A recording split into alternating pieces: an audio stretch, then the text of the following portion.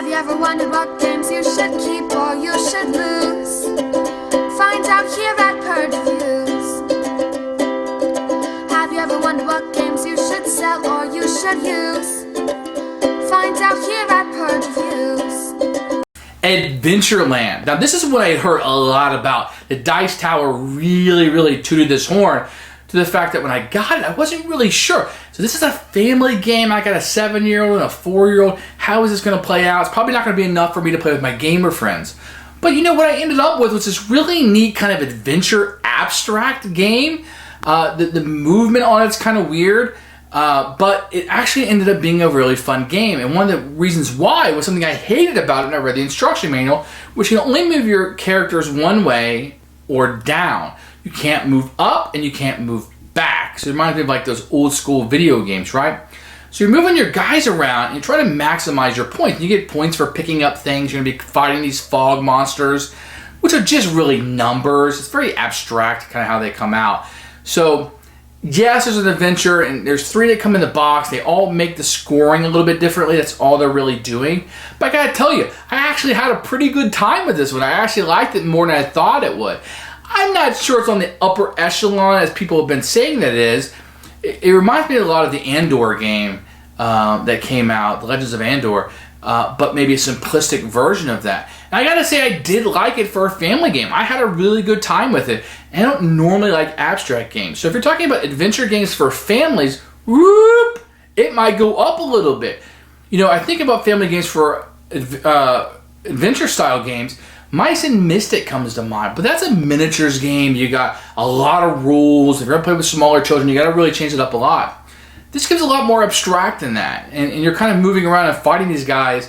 There's some dice rolling involved. There's some re-rolls involved. You have to give up tokens to do this.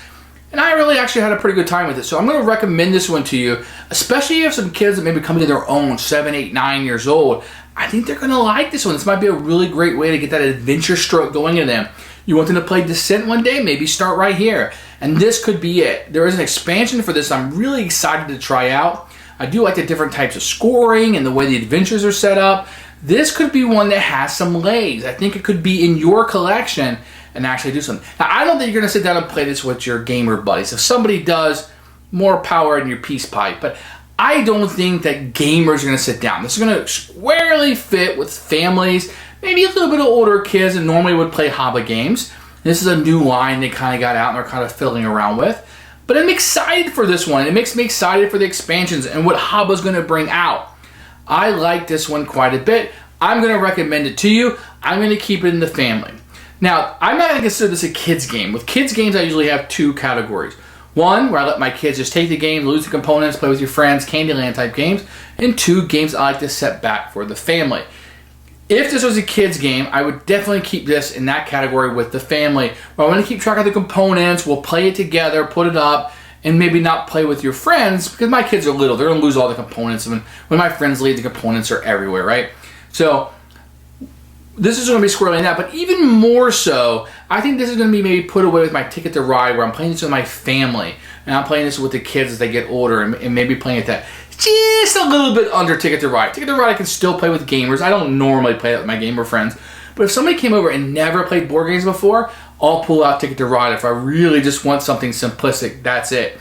This might not fit that, but this is definitely squarely going to be my family-centered board game collection. Thanks for watching the video. I really appreciate you tuning in. If you liked it, please like it and hit that little subscribe button. That really helps out the channel, lets us know that you're getting the videos that you want. If you agreed or disagree with what I said, feel free to comment below. I'd love to hear what you have to say, and I promise that I will comment back. Thanks for watching, and everybody else, keep playing games.